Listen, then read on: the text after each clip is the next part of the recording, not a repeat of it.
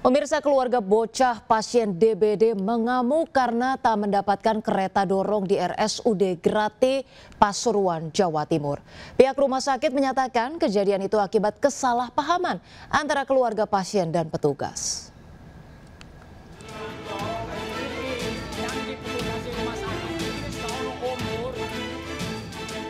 Keluarga pasien demam berdarah tinggi DBD ini mengamuk sambil membopong jenazah bocah Apriliani Wendy di ruang pasien RSUD Grate Pasuruan. Kemarahan ini dipicu keluarga yang merasa petugas yang tak mengizinkan penggunaan kereta dorong dari lantai 2 menuju ambulan. Bahkan, keluarga berulang kali memaki petugas yang dianggap tak sigap menangani permintaan keluarga korban hingga viral. Pihak rumah sakit pun menjelaskan jika kejadian ini akibat salah paham antara petugas dan keluarga pasien, di mana petugas mengira kereta dorong akan dibawa pulang padahal ternyata hanya untuk turun ke lantai dasar. Usai dimediasi, pihak RSUD dan keluarga pasien sepakat tidak memperpanjang masalah ini dan berharap komunikasi bisa lebih baik. Sementara pasien sudah dimakamkan di tempat pemakaman umum desa setempat. Dari Pasuruan, Jawa Timur, Jaka Samudra, iNews melaporkan.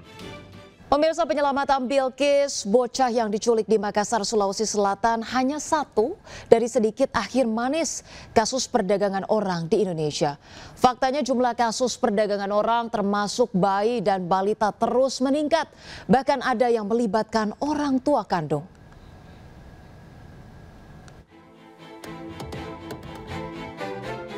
Negosiasi antara polisi dan para ketua adat suku Anak Dalam di tengah hutan pedalaman Jambi berlangsung alot. Pemimpin adat semula menolak menyerahkan Bilkis karena merasa telah mengadopsi secara sah. Mana bapaknya? Namun setelah proses negosiasi 2 malam, korban akhirnya diserahkan setelah polisi meyakinkan para pimpinan adat bahwa Bilkis adalah korban penculikan. Warga suku Anak Dalam mengaku tidak mengetahui Bilkis adalah korban penculikan lantaran pelaku meyakinkan warga bahwa Bilkis diserahkan oleh orang tua kandung untuk diadopsi. Warga mengaku tertipu dengan pelaku yang menjual Bilkis seharga 80 juta rupiah. Jualnya itu kan ada dengan surat izin. Surat izin dari mamanya sama bapak. Iya. Karena adalah kami pegang, ada pula materai di situ. Akhir manis penculikan Bilkis tergolong langka dalam rentetan kasus perdagangan orang di Indonesia. Data Kementerian PPA, kasus perdagangan orang terus meningkat dari tahun ke tahun dengan total korban mencapai ratusan orang. Pada 2021 mencapai 13 kasus, naik menjadi 28 kasus pada 2022. Dan 2024 mencapai 50 kasus dengan 70 korban. Selain penculikan, perdagangan bayi dan balita kerap melibatkan rumah sakit, bahkan orang tua kandung.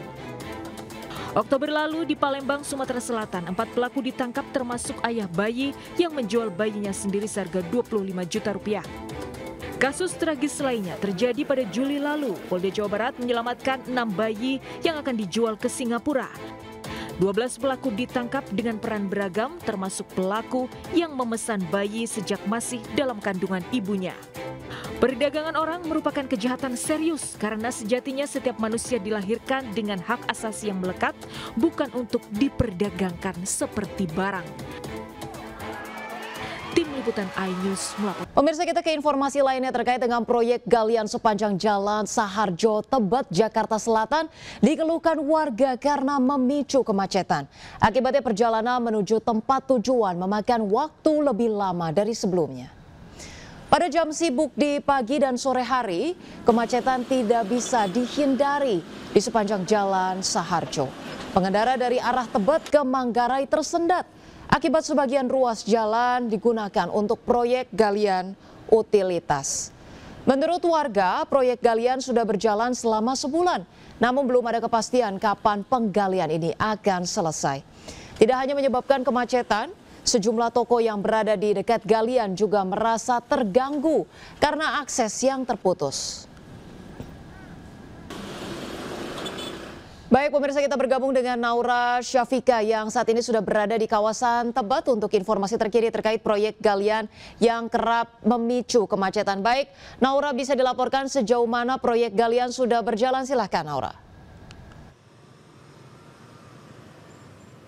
Ya, siang Ocha dan pemirsa, hingga saat ini memang untuk galian yang berada di sepanjang Jalan Saharjo Tebet ini masih belum ada kemajuan. Memang dari tadi kami berada di lokasi untuk sejumlah petugas ini masih terus melakukan penggalian di sini seperti menggunakan alat ekskavator, kemudian juga menggali dari tanah yang ada di galian. Kami akan menunjukkan kepada Ocha dan juga pemirsa galiannya seperti apa yang ada di sepanjang Jalan Saharjo Tebet ini. Ini adalah salah satu lokasi dari galian yang ada di sini, di mana memang untuk total galian yang berada di sepanjang Jalan Saharjo ini totalnya ada 14 galian yang menyebabkan kemacetan sepanjang Jalan Saharjo, di mana kendaraan ini hanya bisa berkendara di kecepatan 20 km per jam saja. Dan ini adalah salah satu galiannya, di mana tadi kami mendapatkan informasi dari warga di mana mereka diberikan seperti sosialisasi terkait dengan galian ini, yang nantinya galian ini akan bermanfaat sebenarnya untuk warga seperti untuk aliran air, kemudian juga untuk trotoar yang diberikan atau direnovasi menjadi lebih baik. Namun memang untuk pengerjaannya ini sudah berjalan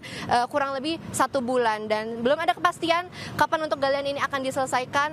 Dan jika kita lihat ini di siang hari saja seperti ini, tidak di office hour, ini untuk kemacetannya panjang sekali, baik dari kendaraan roda 2, kemudian roda 4 dan juga dari transportasi umum pun terjebak macet di sepanjang Jalan Saharjo Tebet ini. Dan bahkan tidak hanya dari galian saja yang menyebabkan kemacetan, dari galian ini juga menyebabkan untuk beberapa toko yang ada di sini untuk aksesnya tertutup, jadi mengganggu sekali untuk warga beraktivitas. Sementara itu, Ocha. Baik, terima kasih Naura melaporkan langsung dari Tebet. Selamat bertugas kembali. Pemirsa, memasuki akhir tahun, beberapa jalan Jakarta dipenuhi dengan lubang galian. Proyek yang bertujuan untuk kesejahteraan masyarakat itu justru dikeluhkan pengguna jalan karena membuat macet dan berdebu ketika panas terik.